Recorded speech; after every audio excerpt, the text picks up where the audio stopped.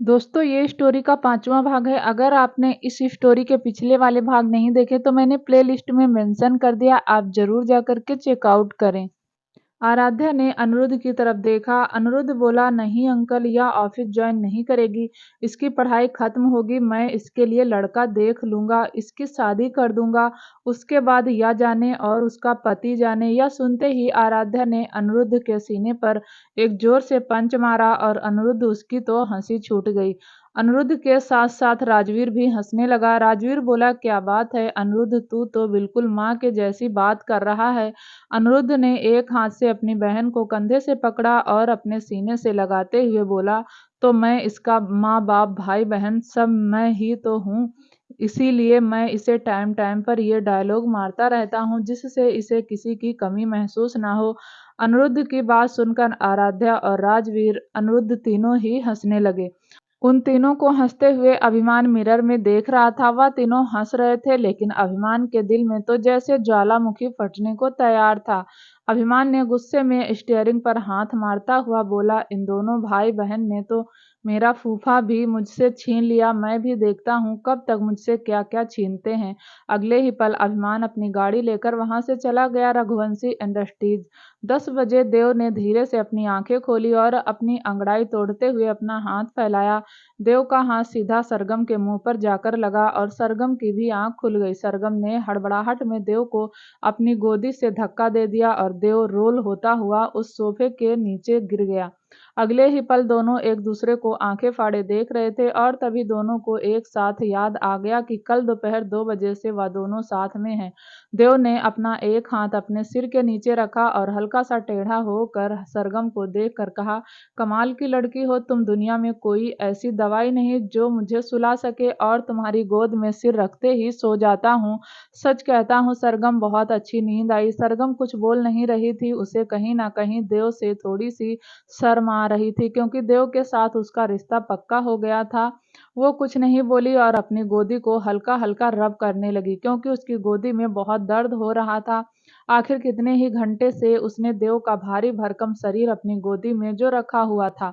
सरगम सोफे से उठ गई लेकिन उसके पैर हाथ सब दर्द कर रहे थे क्योंकि देव तो आराम से सोया था लेकिन सरगम बैठे बैठे सोई थी जिस वजह से उसकी पूरी बॉडी पेन कर रही थी। सरगम जैसे तैसे उठी और जैसे ही 2 कदम बढ़ी उसका पैर देव के पैर से लग गया और वह धड़ाम से देव के ऊपर जा गिरी। अगले ही पल देव जानबूझकर दर्द से कराहता हुआ बोला, भगवान दिखने में तो तुम बहुत हल्की फुल्की सी हो लेकिन लगा जैसे मेरे ऊपर अंजनी पर्वत गिर गया हो। सरगम तो आंखें फाड़े देव को ही देख रही थी। फिर वह जल्दी से उठने लगी लेकिन उसकी बॉडी बहुत ज्यादा पेन कर रही थी जिस वजह से वह एक बार फिर डिसबैलेंस हो गई और देव के ऊपर जा गिरी। देव बोला, देखो मैं बहुत शरीफ हूँ, इतना चिपका चिपकी अच्छी बात नहीं, मैंने बस सोने के लिए हायर किया है। इसका मतलब यह नहीं कि तुम जब मन करोगी मेरे ऊपर आकर गिर जाओगी और ये मत समझना कि मैं तुमसे प्यार करने लगूंगा क्योंकि मैं तो देव ने इतना ही कहा था कि तभी उसके केबिन का गेट खुला। केबिन के बाहर क्रस खड़ा था। क्रस को देखकर सरगम और देव दोनों ही जल्दी से खड़े होने लगे। देव तो खड़ा हो गया लेकिन सरगम तो धीरे धीरे खड़ी हो रही थी। देव ने बाजू पकड़कर फिर सरगम को भी खड़ा कर लिया। क्रस ने सरगम को देखा और बोला, सरगम तुम घर जाओ। सरगम जाने लगी तभी देव बोला, सरगम तुम रहती कहाँ हो, आज रात भी तो सोना है। सरगम ने हैरानी से पलट कर देव को देखा तो देव ने अपने दांत दिखा दिए। देव खुश था, खुश होता भी क्यों ना, कितने दिनों बाद उसने एक सुकून की नींद ली थी।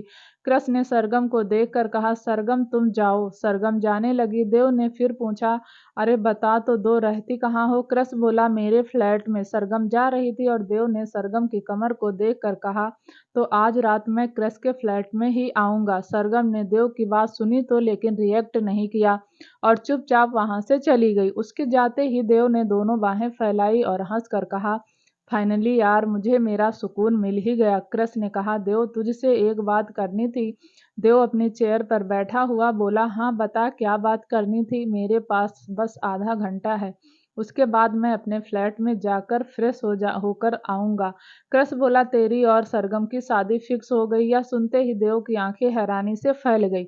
वह अपने चेयर से खड़ा हुआ और चिल्लाकर बोला, क्या मेरी और सरगम की शादी फिक्स हो गई। किसने की शादी फिक्स। कैसे की, मतलब तू क्या बोल रहा है, मुझे समझ नहीं आता। कृष बोला, देख मेरी बात ध्यान से सुन। कल जब तू सरगम को अपने केबिन में लेकर आया था तब तू सो गया था। उसके बाद सीनियर रघुवंशी और जूनियर रघुवंशी के बीच जो जो बातें हुई वह सारी बातें कृष्ण ने देव को बता दी और देव आंखें फाड़े सब कुछ सुन रहा था। देव को यकीन नहीं था कि वह किसी लड़की की गोद में सिर रखकर सो जाएगा और उसके घर वाले उसकी शादी फिक्स कर देंगे। देव ने कहा, कृष्ण तूने उनको आधी अधूरी बात क्यों बताई, पूरी क्यों नहीं बताई, उन्हें क्यों नहीं बताई कि मैं संजना के अलावा किसी से शादी नहीं करूंगा। कृष्ण ने थोड़ा गुस्से में कहा, देव बोलने से पहले सोच तो लिया कर। संजना डाइवर्सी है और तू उससे शादी करेगा, घर वाले कभी नहीं मानेंगे, कभी भी नहीं। देव ने कहा, कृष्ण घर वालों की सोच का मैं कुछ नहीं कर सकता। क्या वह एक डाइवर्सी औरत शादी नहीं कर सकती? उसे क्या जीने का हक नहीं है? कृष्ण ने देव को समझाते हुए कहा, देख चल मान लेते हैं कि तू संजना से प्यार करता है और यह भी मान लेते हैं कि उसका डाइवोर्स में उसका कोई हाथ नहीं और उसे अपनी जिंदगी जीने का पूरा हक है। लेकिन अभी तो संजना भी तुझे छोड़कर चली गई थी। उसे गए हुए हफ्ता भी नहीं हुआ कि तू फिर यह संजना के सपने देखने लगा। देव ने कहा, देख मैं मानता हूँ कि उस रात मेरा और संजना का झगड़ा हुआ था और संजना ने मेरे साथ ब्रेकअप कर लिया था, लेकिन वह फोन पर बहुत रो रही थी और मैं उससे वादा कर चुका हूँ कि मैं उससे शादी कर लूंगा और रघुवंशी अपने वादे से पीछे नहीं हटते।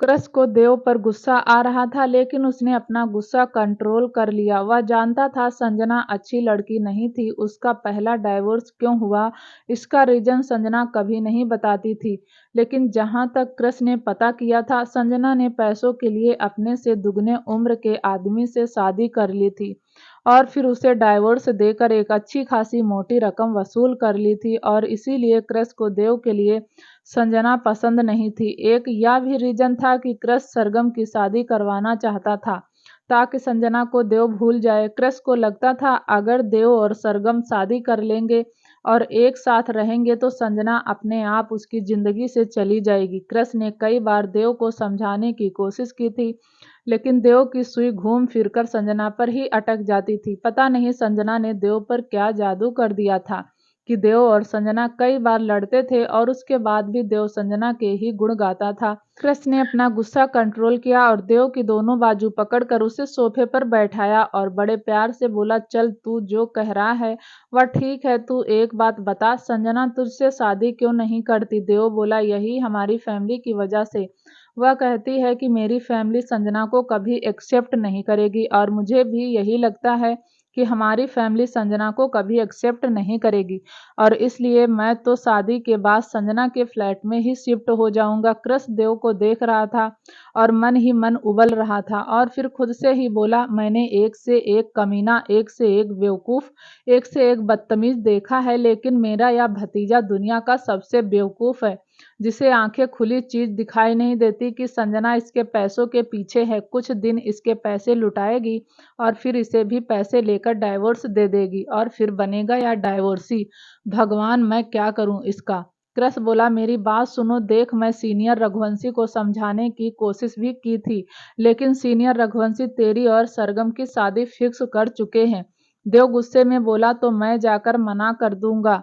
कृष एक बार फिर अपना गुस्सा कंट्रोल करते हुए बोला, वैसे तो कृष को इतना गुस्सा आ रहा था कि देव का मुंह तोड़ दे, लेकिन देव उम्र में उससे 2 साल बड़ा था इसलिए तोड़ नहीं सकता था। कृष बोला, देखो एक काम करते हैं, तू सरगम से शादी कर ले क्योंकि ऐसे तो अच्छा नहीं लगता ना कि संजना के साथ रहेगा और सोने के लिए सरगम के पास जाएगा।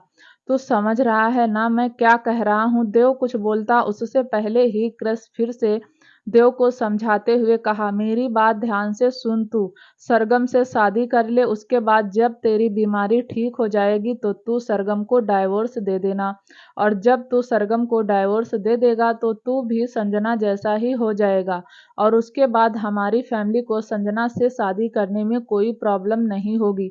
समझ रहा है ना? तू भी डाइवोर्सी, संजना पहले से डाइवोर्सी है। तू भी कमीना, संजना पहले से भी कमीनी है। तू भी हरामी, संजना पहले से ही हरामिन है। तुम दोनों की जोड़ी तो फिट हो जाएगी। मेरे कहने का मतलब है जितना संजना गिरी हुई है तू भी उतना गिर जा, तभी तो तुम दोनों की शादी होगी। देव गुस्से में क्रस को देख रहा था। क्रस ने देव के गाल पर हाथ लगाकर कहा, देख, सिचुएशन को समझ। मैंने सीनियर रघुवंशी को बड़ी मुश्किल से समझाया है। तू सरगम से शादी कर ले और उसके बाद जब तेरी बीमारी ठीक हो जाएगी तो उसे छोड़ देना और कोई भी बहाना मार देना। फाइनली बहुत सारा समझाने के बाद देव को समझ आ गया कि क्रस सही कह रहा है और सरगम से फिलहाल शादी कर लेता हूँ। उसके बाद जब वह ठीक हो जाएगा तो सरगम को डाइवोर्स दे देगा। देव ने कुछ सोचकर कहा, ठीक है, लेकिन मैं संजना से मिलकर ही डिसीजन लूंगा। संजना का नाम देव के मुंह से सुनकर क्रस की मुट्ठियां फिर से कस गई, लेकिन क्रस एक बार फिर अपना गुस्सा कंट्रोल कर लिया। क्रस बोला, देख, तू संजना से कहेगा तो संजना मना ही करेगी और औरत चाहे वह जैसी भी हो, कमीनी हो, घटिया हो, गिरी हुई हो, वह यह नहीं चाहती कि उसका बॉयफ्रेंड किसी और से शादी कर ले। देव ने क्रस की तरफ देखकर कहा, तो संजना को इतनी घटिया बातें कैसे कह सकता है? वह तेरी होने वाली बहू है। किसने कहा? अरे मजाक भी ना करूं, आपकी संजना है, आखिर है तो तुझसे 3 साल बड़ी। देव ने इस बार कुछ नहीं कहा और अपना फोन निकालकर संजना को मैसेज करने लगा। थोड़ी देर बाद संजना का ही फोन आ गया। देव संजना से बात करने के लिए अपने केबिन की दूसरी तरफ चला गया और उससे मुस्कुराकर बातें करने लगा। क्रस देव को ही देख रहा था। क्रस का खून तो सूख रहा था, लेकिन फिलहाल कुछ कर नहीं सकता था। क्रस मन ही मन खुद से कहा, इस संजना को तेरी जिंदगी से भी निकालकर फेंक न दिया तो मेरा नाम भी क्रस नहीं, हमारे घर की बहू तो सरगम ही बनेगी। क्रस वहां से उठकर चला गया। क्रस का फ्लैट, रात का वक्त। क्रस अपने फ्लैट के बाहर खड़ा हुआ, बेल बजाई और तभी मीरा ने गेट खोला।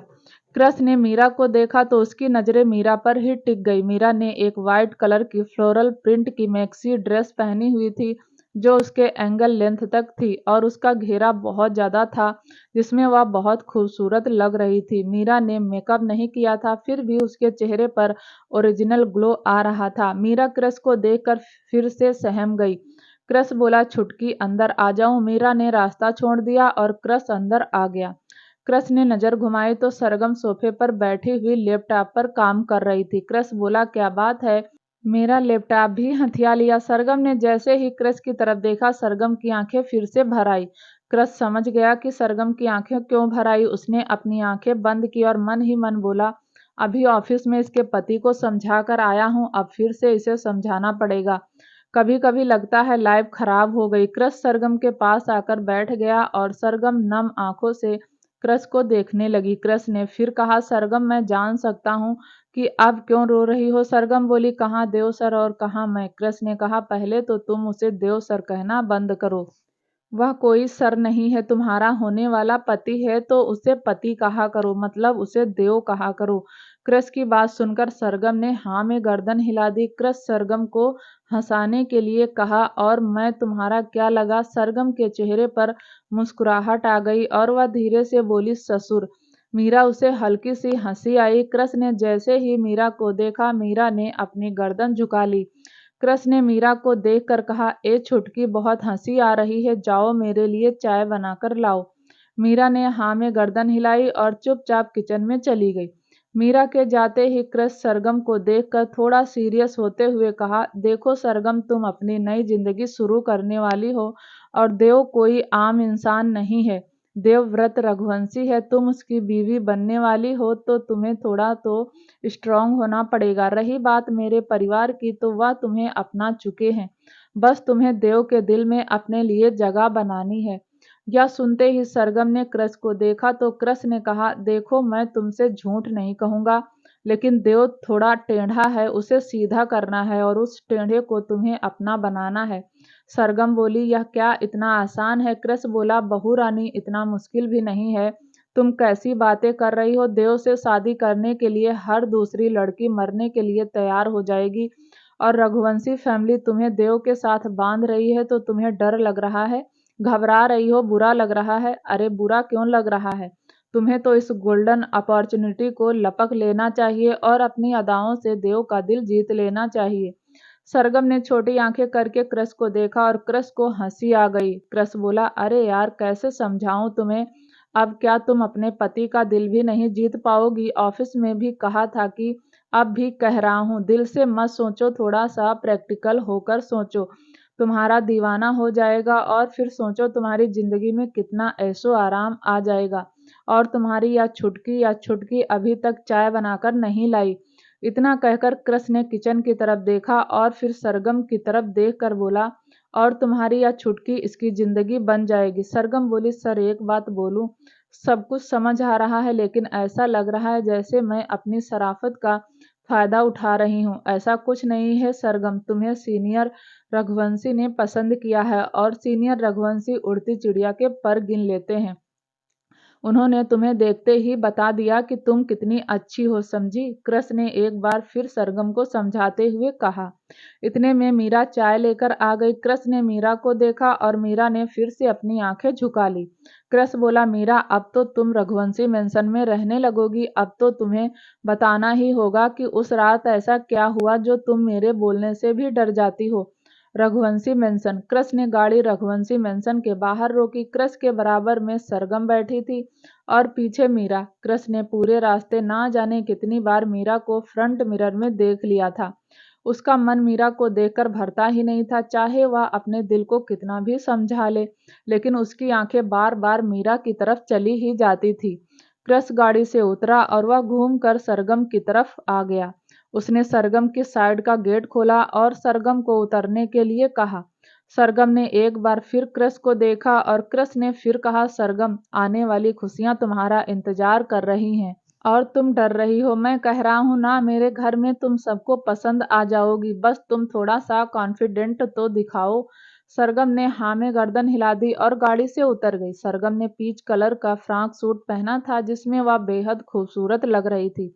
उसने गाड़ी के अंदर झांक कर देखा और बोला, ए छुटकी, तुम्हें अंदर आने के लिए इनविटेशन कार्ड देना पड़ेगा या मैं कारपेट बिछवा दूं।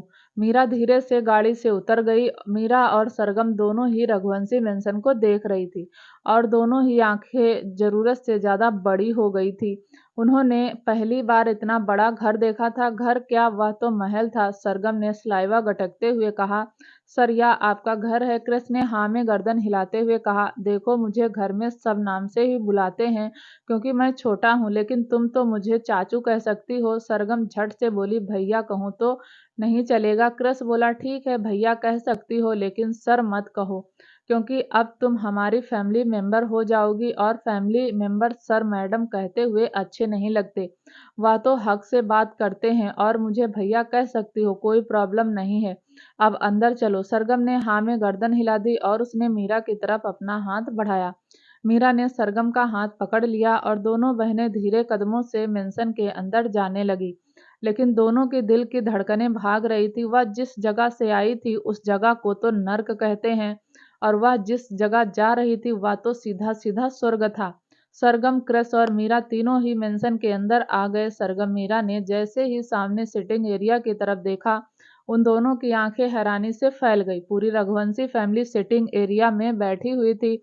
सिर्फ 2 सोफे खाली थे, बाकी सारे भरे हुए थे। सीनियर रघुवंशी, जूनियर रघुवंशी सब बैठे हुए थे। मीरा तो थोड़ा ज्यादा घबरा गई और वह 2 कदम पीछे हटी तो कृष्ण के सीने से जा लगी। कृष्ण थोड़ा सा झुककर मीरा के कान में कहा, ए छुटकी, भागने का कोई चांस नहीं है, भागने की सोचना भी मत। अब तुम रघुवंशी मेंशन में कैद होने वाली हो और अब रोज मुझे देखोगी। मीरा की तो पहले ही दिल की धड़कनें बढ़ी हुई थी। कृष्ण की बात सुनकर वह तो और ज्यादा घबराने लगी। उसने कसकर सरगम का हाथ पकड़ लिया। सरगम तो पहले ही सबको देखकर घबरा रही थी, उसका भी डर बढ़ रहा था। अचानक ही सरगम पलटकर बोली, हम बाद में आएंगे, लेकिन वह वहां से जा पाती उससे पहले ही हीर ने थोड़ी तेज आवाज में कहा, सरगम जहां खड़ी हो वहीं रुक जाओ। सरगम रुक गई और धीरे धीरे पलट कर रघुवंशी फैमिली को देखने लगी। सबके चेहरे पर एक मीठी सी मुस्कुराहट थी, सिवाय अभिमान के, क्योंकि अभिमान को सरगम देव के लिए पसंद नहीं आई थी। कृष्ण सरगम की बाजू पकड़ी और उसे थोड़ा सा मेंशन के अंदर खींचकर ले आया। सरगम ने मीरा की कलाई पकड़ी थी और मीरा भी उसके पीछे पीछे खींचती चली आई।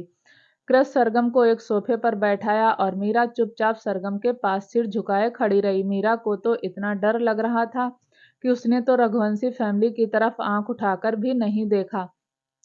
हीर बोली, सरगम डरने की जरूरत नहीं है, आज से हम सब तुम्हारा परिवार हैं। बस तुम हमें एक बात बताओ, तुम्हें हमारे देव से शादी करने में कोई प्रॉब्लम तो नहीं है?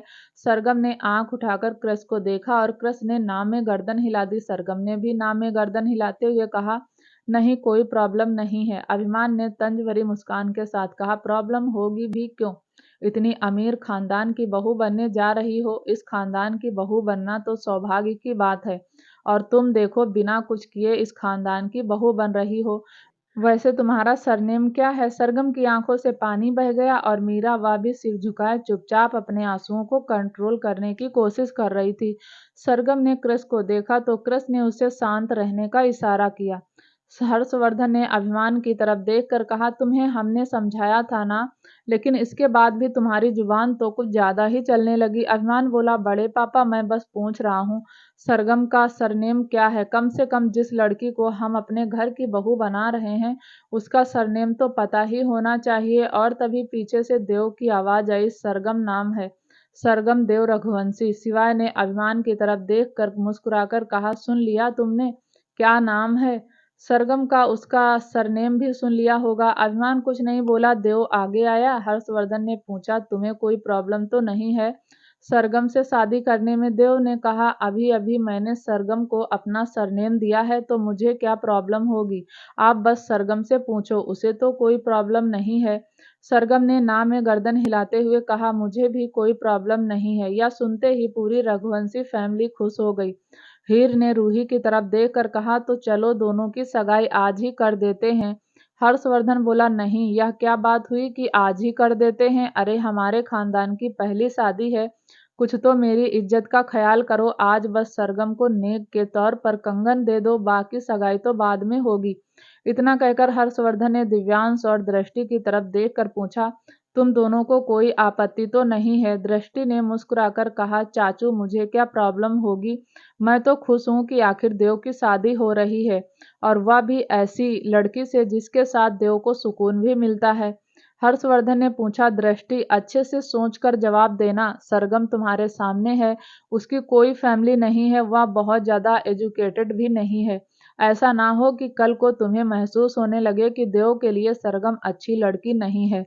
दृष्टि ने ना में गर्दन हिलाते हुए कहा, चाचू कैसी बातें करते हो? मैं भी तो दिव्यांश के लायक नहीं थी। कहाँ दिव्यांश एक बिजनेस टाइकून और कहाँ मैं अंधी, लेकिन फिर भी इस घर में मुझे इज्जत मिली, दिव्यांश का प्यार मिला, और सरगम तो इतनी सुंदर है और प्यारी भी, और मुझे आपकी पसंद पर कभी शक नहीं होगा। फिर कल सब देव और सरगम की शादी के लिए मान गए, सिवाय अभिमान के। लेकिन अभिमान ने भी देव और सरगम को इग्नोर कर दिया। थोड़ी देर बाद हीर उठकर अपने कमरे में गई और वहां से कंगन लेकर आई। हीर ने कंगन देव के हाथ में रखते हुए कहा, यह कंगन तुम्हारे बड़े पापा ने मुझे दिलवाए थे, और तभी मैंने सोचा था कि घर में जिसकी शादी पहले होगी उसी की बहू को यह कंगन दूंगी। अब तुम सरगम को यह कंगन पहना दो। देव ने क्रस की तरफ देखा तो क्रस ने कंगन पहनाने का इशारा किया। देव सरगम के पास गया और पंजों के बल बैठ गया। उसने सरगम का हाथ पकड़ा तो महसूस किया कि सरगम का हाथ डर के मारे ठंडा है। देव ने सरगम को कंगन पहनाते हुए कहा, डरो मत, सब ठीक है। देव ने सरगम को कंगन पहना दिए और सरगम की आंखों से हल्का सा पानी बह गया। दृष्टि ने एक नौकर से मिठाई मंगाई और सरगम के पास आई। उसने सरगम को मिठाई खिलाते हुए कहा, सरगम, अब हम सब तुम्हारे अपने ही हैं, और भला अपनों के सामने कैसा हिचकिचाना। दृष्टि ने फिर मीरा को मिठाई खिलाते हुए कहा, तो यह है तुम्हारी छोटी बहन। तुम्हारी छोटी बहन भी तुम्हारी तरह ही खूबसूरत है। अचानक ये क्रस हीर की तरफ देख कर कहा, अच्छा माँ, आपने अपने कंगन तो देव की वाइफ को दे दिए, और मेरी वाइफ को क्या दोगी? हीर बोली, तेरी वाइफ के लिए और कंगन बनवा दूंगी। क्रस ने मीरा की तरफ देखकर कहा, माँ, थोड़े छोटे कंगन बनवाना, क्योंकि उसके हाथ बहुत नाजुक से हैं, एकदम गुड़िया जैसे। हीर बोली, तूने भी किसी को देख रखा है तो बता दे, दोनों चाचा भतीजे की शादी एक साथ ही कर देंगे। क्रस मीरा के पैरों के पास जाकर बैठ गया और अपना सिर हीर के गोद में रख कर बोला, नहीं माँ, अभी तो नहीं है, पर जब होगी तो सबसे पहले आपसे मिलवाऊंगा। कुछ देर ऐसे ही बातें होती रहीं। सरगम मीरा वहां बैठी तो थी, लेकिन अभी भी वह दोनों उस जगह में कंफर्टेबल महसूस नहीं कर रही थी। सरगम खड़ी होकर बोली, अब हम जाएं? दृष्टि ने कहा, कहाँ जाएं? आज से तुम यहीं रहोगी। इतना कहकर उसने एक नौकर की तरफ देख कर कहा, देव का सामान क्रस के कमरे में शिफ्ट कर दो। आज से सरगम देव के कमरे में रहेगी।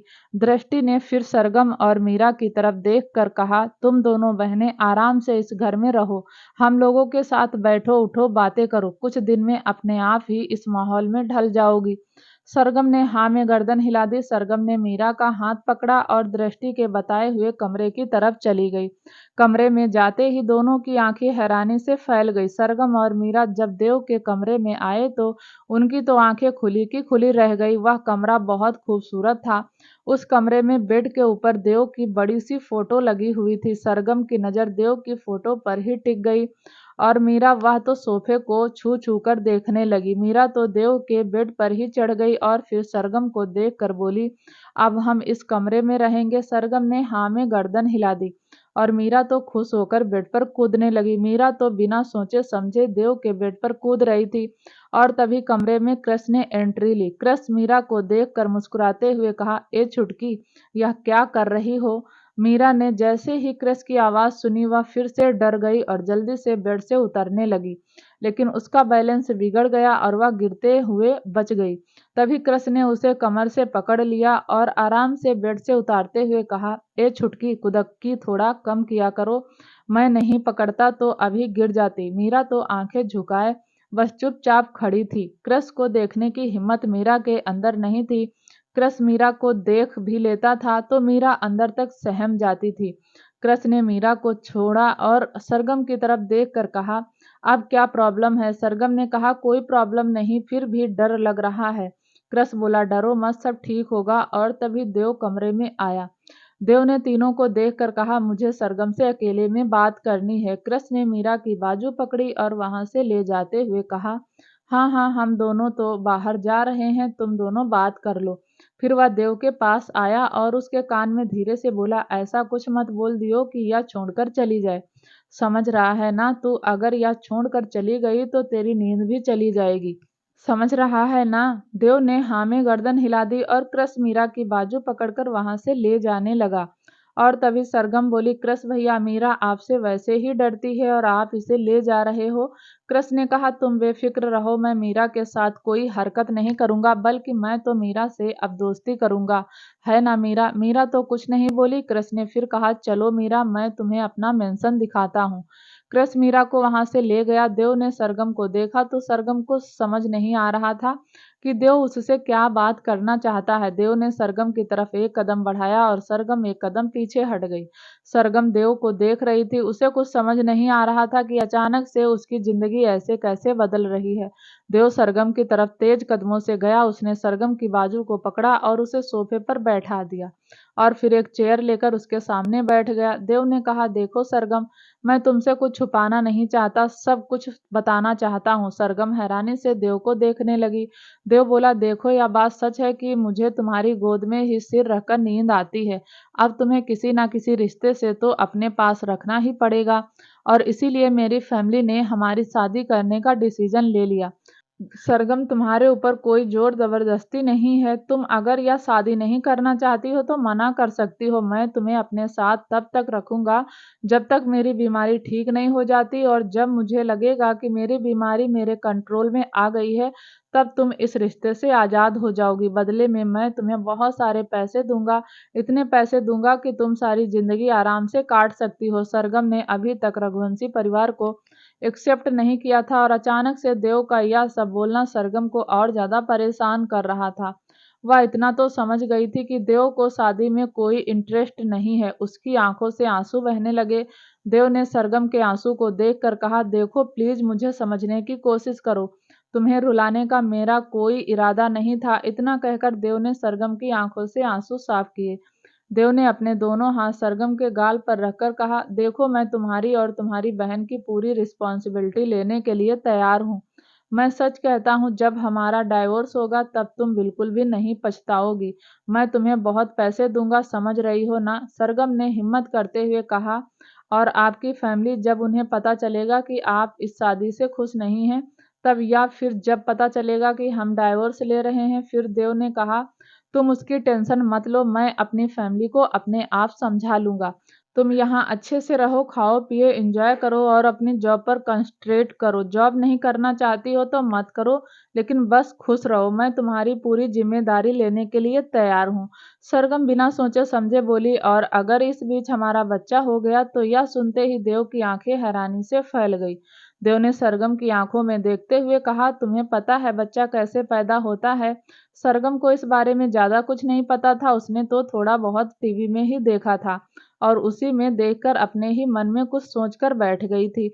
सरगम ने हल्का सा सिर झुकाकर ना में गर्दन हिला दी। देव को हंसी आ गई और वह बोला, वैसे तो बच्चा होगा नहीं, अगर हो गया तो मैं वादा करता हूँ कि मैं बच्चे की भी रिस्पॉन्सिबिलिटी लूंगा। सरगम बोली, ठीक है, लेकिन सरगम का दिल अंदर तक टूट गया। देव कमरे से जाता हुआ बोला, तो आज के बाद तुम इस घर को अपना घर समझो और मेरी मम्मी पापा को अपनी मम्मी पापा समझो। एंजॉय करो, शॉपिंग करो, दोस्त बनाओ, जो करना है करो, समझी? सरगम ने हाँ में गर्दन हिला दी। लेकिन देव के जाते ही सरगम की आंखें फिर से बहने लगी। दूसरी तरफ क्रश मीरा को अपने साथ कंफर्ट होने की कोशिश करवा रहा था। क्रश मीरा को देखकर इतना तो समझ गया था कि अगर वह उससे कुछ भी उस रात के बारे में पूछेगा तो डर के मारे कुछ नहीं बताएगी। इसलिए क्रश मीरा के साथ सच में दोस्ती करने की कोशिश कर रहा था। क्रश आगे आगे चल रहा था और मीरा सिर झुकाकर पीछे पीछे। क्रश एकदम से रुक गया और मीरा ने अपना सिर क्रश की कमर पर दे मारा। क्रश सटक कर मीरा को देखा तो मीरा अपना सिर रगड़ने लगी। क्रश बोला, आंखें बंद करके चलती हो क्या? उसकी बात सुनकर मीरा ने ना में गर्दन हिला दी। क्रश बोला, मैं तुम्हें अपना मेंशन दिखा रहा हूँ और तुम हो कि सिर झुकाकर चल रही हो?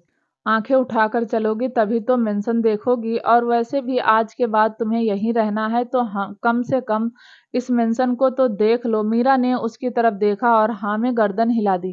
क्रश मन ही मन खुद से बोला, बस गर्दन मटकानी आती है और तो कुछ आता नहीं। क्रश मीरा गार्डन में थे। क्रश ने गार्डन की तरफ इशारा करते हुए कहा, यह देख रही हो कितना बड़ा गार्डन है? मीरा ने हाँ में गर्दन हिला दी। क्रश मीरा की गर्दन देखकर खुद पर ही गुस्सा करते हुए बड़बड़ाया, मैं भी क्या उल्टी सीधी बातें कर रहा हूँ? क्रश मीरा को सोफे पर बैठने का इशारा किया और मीरा सोफे पर सिर झुकाकर बैठ गई। बीच बीच में वह सिर उठाकर क्रश को भी देखती थी। उसने कहा, अच्छा मीरा, मैंने सुना है तुम कल कॉलेज गई थी? मीरा ने हाँ में गर्दन हिलाई। क्रश बोला, वहाँ कोई दोस्त बना? मीरा के चेहरे पर अचानक से मुस्कान आ गई। मीरा ने सिर उठाकर क्रश को देखा और एक मीठी सी मुस्कुराहट के साथ कहा, हाँ क्रश भैया, एक नहीं दो दोस्त बने थे। अपने लिए भैया सुनकर क्रश की आंखें हैरानी से फैल गई। कहा, क्रश मीरा को देखकर कुछ और ही सोच रहा था और मीरा बिना सोचे समझे उसे भैया कह रही थी। क्रश ने गुस्से में कहा, ए छुटकी, क्या कहा तुमने मुझे? क्रश का हल्का गुस्सा देखकर मीरा की आंखें हल्की सी नम हो गई। क्रश ने मीरा की आंखें नम देखी तो अपनी आंखें कसकर बंद कर ली और अपने गुस्से को कंट्रोल करता हुआ बोला, ए छुटकी, मैं तुम्हारा भैया नहीं हूँ। मीरा मुंह बनाते हुए बोली, लेकिन दीदी तो आपको भैया बोलती हैं। क्रश मीरा को आंखें दिखाते हुए बोला, वह बोल सकती है, तुम नहीं बोल सकती, क्योंकि मैं उसका ससुर लगता हूँ। मीरा अपनी गर्दन हिलाते हुए बोली, ठीक है, तो मैं आपको चाचू बोल दूंगी। अब तो क्रश का मन कर रहा था कि गार्डन में से किसी पौधे को उठाकर अपने सिर पर मार ले। क्रश दांत पीसता हुआ बोला, ए छुटकी, पागल तो नहीं हो? तुम मुझे कोई चाचू नहीं बोलोगी, समझी? मीरा मुंह बनाते हुए बोली, तो फिर मैं आपको क्या बोलूं? क्रश बोला, जो सब बोलते हैं वही बोलो, सिंपल सा शब्द क्रश। सब मुझे क्रश बोलते हैं, तुम भी क्रश बोलो। मीरा मुंह बनाते हुए बोली, लेकिन आप तो मुझसे बहुत बड़े हैं। क्रश बोला, इतना भी बड़ा नहीं हूँ, 6-7 साल बड़ा हूँ, समझी? मीरा आंखों में पानी लेकर बोली, दी से तो आप 5 साल बड़े हैं। दी तो आपको भैया बोलती हैं और आप मुझसे 7 साल बड़े हैं, तो मैं आपको नाम से बुलाऊं? यह तो बैड हैबिट है ना? क्रश खड़ा हो गया और गार्डन में इधर उधर चक्कर लगाने लगा और फिर मीरा की तरफ एक कदम बढ़ा।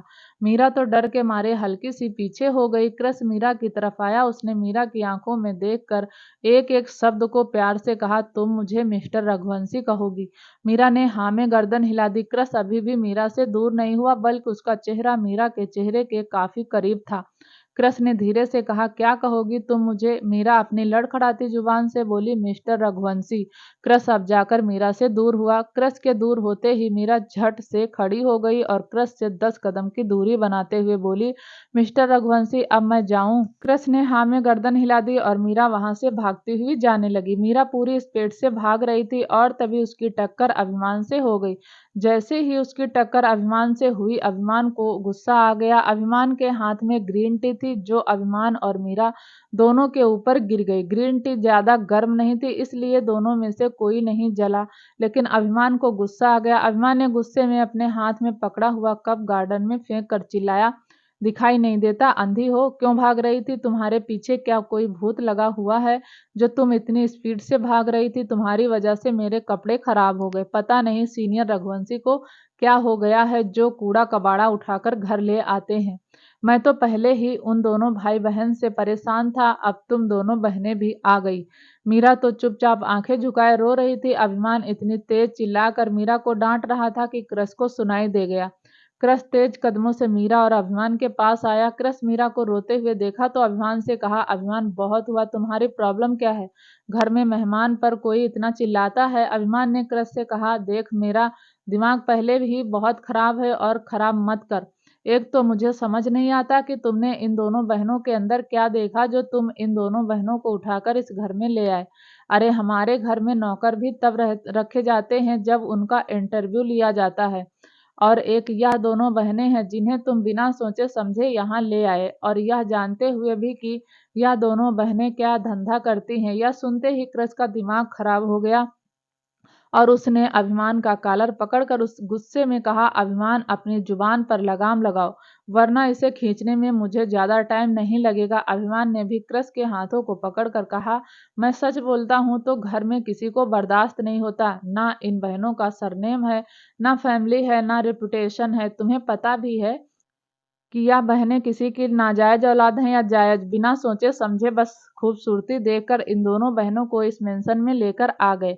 नौकर से ज्यादा हैसियत नहीं है इन दोनों बहनों की, और सच कहूं तो नौकरानी भी नहीं है। इतना कहकर अभिमान ने कृष के हाथों को झटक दिया और तभी अभिमान के गाल पर एक जोरदार चाटा लगा और अभिमान का गाल एक तरफ हो गया। अभिमान ने चेहरा घुमाकर देखा तो वहां आर्या खड़ी थी, जिसके चेहरे पर बहुत ज्यादा गुस्सा था और अभिमान के चेहरे पर बहुत ज्यादा हैरानी। अभिमान ने कहा, माँ तुम इसके लिए मुझे मार रही हो? आर्या ने अभिमान की कॉलर पकड़कर अपनी तरफ खींचकर उसकी आंखों में गुस्से से देखती हुई बोली, तुम्हें शर्म नहीं आती? या तो मैंने तुम्हें नहीं सिखाया या दोनों लड़कियां हमारे घर की रिश्तेदार बनने वाली हैं, तुम्हारी भाभी की बहन है और तुम इसके साथ ऐसी बातें कर रहे हो? मुझे तो यकीन नहीं आता अभिमान की तुम इस घर की परंपरा, संस्कार, सिद्धांत सबको पीछे छोड़ते हुए अकेले ही निकलते जा रहे हो। आखिर मैंने ऐसे कौन से पाप किए थे जो तू ऐसा हो गया? तुझे जितना भी समझा लो, जितना भी लाड प्यार कर लो, लेकिन तेरी सोच हमेशा वही रहेगी। अभिमान ने भी गुस्से में कहा, माँ मुझे यह लोग पसंद नहीं है। यह क्यों हमारे मेंशन में आ रहे हैं? अभिमान की बात सुनकर आर्या को और ज्यादा गुस्सा आ गया। आर्या ने फिर से अपना एक हाथ अभिमान को मारने के लिए उठाया, लेकिन तभी कृष आर्या का हाथ पकड़कर कहा, भाभी बस कीजिए ना, आप जानती हो इसकी आदत, इसके बाद भी आप इस पर हाथ उठा रही हो।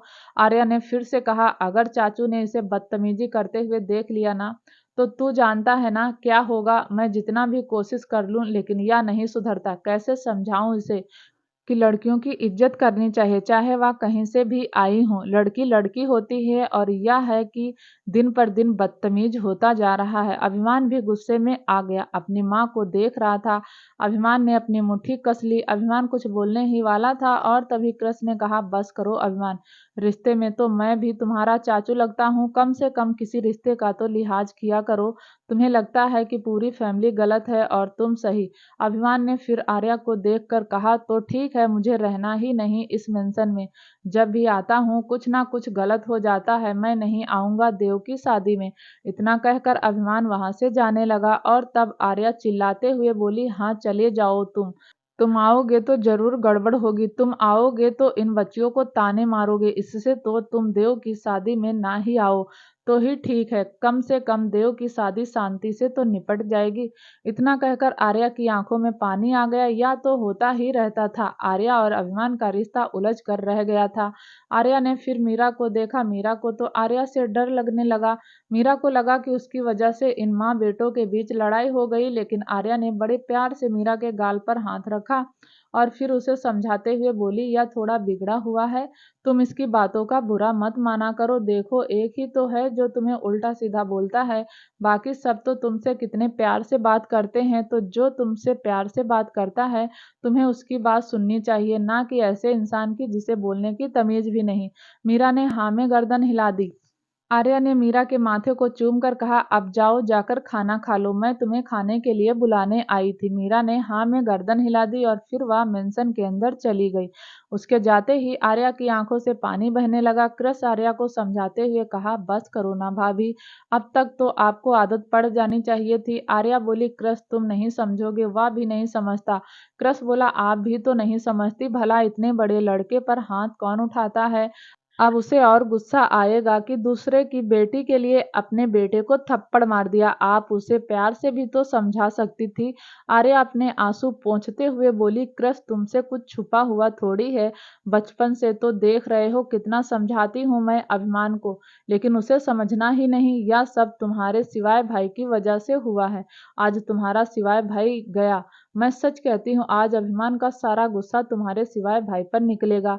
इतना कहकर आर्या ने अपनी साड़ी का पल्लू अपनी कमर पर टांगा और गुस्से में मेंशन के अंदर आ गई। सिवाय जो कि सिटिंग एरिया में बैठा हुआ था, उसने आर्या को देखा तो एकदम से खड़ा हो गया। आर्या जैसे जैसे उसके करीब जा रही थी, सिवाय खड़ा होकर सोफे के पीछे आ गया और अपने दोनों हाथ दिखाकर बोला, अब क्या किया मेरे टाइगर ने। आर्या उंगली दिखाकर बोली, क्या किया आपके टाइगर ने। ऐसा क्यों होता है कि मैं उसे मारने पर मजबूर हो जाती हूँ। उस नन्ही सी जान को ताने मार रहा था। सिवाय बोला, तो तुमने उसे मार दिया। आर्या ने सिवाय को आंखें दिखाते हुए कहा, मार दिया, मैं तो एक और मारने वाली थी, लेकिन कृष ने मुझे पकड़ लिया। अगर कृष मुझे नहीं पकड़ता तो एक और चाटा मारती उसे। समझाते क्यों नहीं हो, उसे दुनियादारी की समझ होनी चाहिए। उसे समझ क्यों नहीं आता कि लड़की लड़की होती है, उनकी रिस्पेक्ट करनी चाहिए। सिवाय ने हंसकर हर्षवर्धन को देखा तो हर्षवर्धन तो सिवाय को ही देख रहा था। सिवाय ने फिर दिव्यांश को देखा तो सोफे पर बैठा हुआ था। एक बार सिवाय को देखता और एक बार आर्या को। सिवाय समझ गया कि दोनों में से कोई उसे नहीं बचाने वाला। यह भी रोज का ही था। अभिमान गलती करता था और आर्या का सारा गुस्सा सिवाय पर निकलता था। सिवाय तो अब माँ बेटे के बीच में अच्छे से पिसता था, लेकिन अब तो उसे आदत हो गई थी। सिवाय ने आर्या को समझाते हुए कहा, वह अभी बच्चा है, सुधर जाएगा। आर्या ने कहा, वह बच्चा आपका अंपायर संभालता है, जिस डील को कोई क्रैक नहीं करता उस डील को आधे घंटे में क्रैक कर देता है, और आपको लगता है कि वह बच्चा है, उसके अंदर समझ नहीं है। सिवाय अगर टाइम रहते उसके अंदर समझ नहीं आई तो सच कहती हूँ, एक दिन वह ऐसा कांड करेगा कि हमें हमारे पास रोने के अलावा बचेगा ही नहीं। सिवाय बोला, मेरी बात तो सुनो। लेकिन आर्या गुस्से में बोली, मुझे कुछ नहीं सुनना। मेरा बेटा मुझे वापस लाकर दो, सही सलामत लाकर दो, उसे कृष बना दो। कृष नाम सुनते ही हर्षवर्धन को खांसी आ गई, क्योंकि हर माँ जानती है कि उसके बछड़े के कितने दांत हैं। हर्षवर्धन भी कहीं ना कहीं जानता था कि कृष कैसा है, लेकिन कृष इतना बुरा नहीं था जितना अभिमान था। अभिमान के सामने तो कृष बहुत ज्यादा अच्छा था। सिवाय ने फिर से समझाते हुए कहा, मेरी बात तो सुनो छुई मुई। लेकिन आर्या वहां से पैर पटक कर चली गई। सिवाय ने दिव्यांश को देखा और फिर हर्षवर्धन को। दोनों ने ही कंधे उचकाकर कहा, हम तेरी हेल्प नहीं कर सकते। सिवाय फिर आर्या को मनाने के लिए कमरे में चला गया। सिवाय कमरे में आया तो आर्या गुस्से में इधर उधर चक्कर लगा रही थी। सिवाय को देखकर आर्या गुस्से में बोली, अगर नहीं चाहते कि मेरे और आपके बीच लड़ाई हो तो चले जाओ यहाँ से। एक ही बेटा है मेरा और वह भी बिगड़ गया, चला गया। वह मेंशन से एक बार फिर इस रिश्ते को बिखेर कर चला गया। मुझे धमकी देकर गया है कि देव और सरगम की शादी में नहीं आएगा। कह देती हूँ सिवाय, अगर वह शादी में नहीं आया तो तुम भी शादी में शामिल मत होना, वरना मैं गुस्से में कुछ कर लूंगी। शिवाय 2 कदम आगे बढ़ा और उसने आर्या को गले लगा लिया। आर्या थोड़ी देर तो शिवाय की बाहों में छटपटाई, लेकिन फिर उसने शिवाय के प्यार के सामने घुटने टेक दिए। आर्या की आंखों में आंसू आ गए। शिवाय ने आर्या की आंखों को साफ करते हुए कहा, मैं हूं ना, यकीन मानो अभिमान कुछ ऐसा नहीं करेगा जिससे हमारा सिर शर्म से झुक जाए। आर्या बोली, ऐसा करेगा? आप देख लेना, जिस हिसाब से उसकी लड़कियों को लेकर सोच है ना, उस हिसाब से मुझे लगता है कि वह कुछ ना कुछ गलत तो करता है, जो हमें नहीं पता। शिवाय ने कहा, मैं कह रहा हूं ना, वह कुछ गलत नहीं करता। मुझे सारे घर की खबर रहती है, तो क्या अपने बेटे की खबर नहीं होगी? यकीन मानो, जिस दिन मुझे लगेगा कि अभिमान कुछ गलत कर रहा है, उस दिन मैं अभिमान को बताऊंगा कि शिवाय रघुवंशी उसका बाप है। रूही राजवीर का कमरा। राजवीर अपने कमरे में बैठा हुआ लैपटॉप पर काम कर रहा था और तभी रूही कमरे में आई। राजवीर काम कर रहा था, इसलिए रूही ने राजवीर को डिस्टर्ब करना ठीक नहीं समझा और चुपचाप बालकनी में चली गई। रूही बालकनी में खड़ी चांद को देख रही थी और तभी उसने अपने पीछे किसी की प्रेजेंट महसूस की। वह कोई और नहीं, राजवीर था। राजवीर ने रूही को पीछे से गले लगाते हुए कहा, क्या हुआ चटोरी बिल्ली, बहुत परेशान हो? रूही बोली, आपका काम हो गया। राजवीर ने कहा, काम बाद में, पहले यह बताओ तुम क्यों इतना परेशान हो रही हो? रूही ने धीरे से कहा, मैं परेशान नहीं हूँ, जाइए जाकर अपना काम कर लीजिए। राजवीर बोला, देखो रूही, तुम ऐसे परेशान रहोगी तो मैं काम नहीं कर पाऊंगा, तो प्लीज मुझे बताओ कि तुम परेशान क्यों हो रही हो? रूही ने पलट करके राजवीर को गले लगा लिया और उदास भरे लहजे में बोली, सरगम और देव की सगाई में युग नहीं आएगा। राजवीर बोला, मुझे क्या पता आएगा या नहीं आएगा। रूही बोली, वह आपसे नाराज है, आप जाकर बात कर लो ना। राजवीर अपनी पकड़ कसते हुए बोला, तुम चाहती हो कि मैं उससे जाकर माफी मांगू? रूही बोली, माफी मांगने के लिए नहीं कहा, बात करने के लिए कहा है। राजवीर रूही की कमर को रब करता हुआ बोला, इसे बात करना नहीं, माफी मांगना ही कहते हैं। रूही बोली, लेकिन उसकी नाराजगी जायज है, उस दिन आपने बिना सोचे समझे उसे थप्पड़ मार दिया। राजवीर बोला, देखो मैं मानता हूँ कि मुझसे कुछ गलतियां हुई हैं, लेकिन तुम भी जानती हो उस सिचुएशन में मेरी जगह कोई भी होता तो वही करता, और तुम भी तो उसे मारने पर उतारू हो गई थी, तुम्हें भी तो लिटिल गर्ल ने पकड़ा था, वरना मेरे साथ साथ तुम भी उसे चाटा रसीद देती। रूही बोली, राजवीर मुझे वह सब नहीं पता, बस मैं यह चाहती हूँ कि हमारा बेटा सरगम और देव की शादी में शामिल हो। आप उससे बात करो ना, या तो फिर से थप्पड़ मारो, लेकिन मैं चाहती हूँ कि पूरा परिवार इस शादी में शामिल हो। थोड़ी देर रूही राजवीर वैसे ही खड़े रहे। राजवीर समझ रहा था कि रूही के दिल पर क्या बीत रही है। राजवीर भी ज्यादातर बिजनेस में बिजी रहता था और युग घर में ही नहीं रहता था, और रूही ने तो बहुत पहले ऑफिस जाना छोड़ दिया था। राजवीर बोला, रूही तुम फिर से ऑफिस ज्वाइन कर लो, तुम्हारा वक्त कट जाएगा।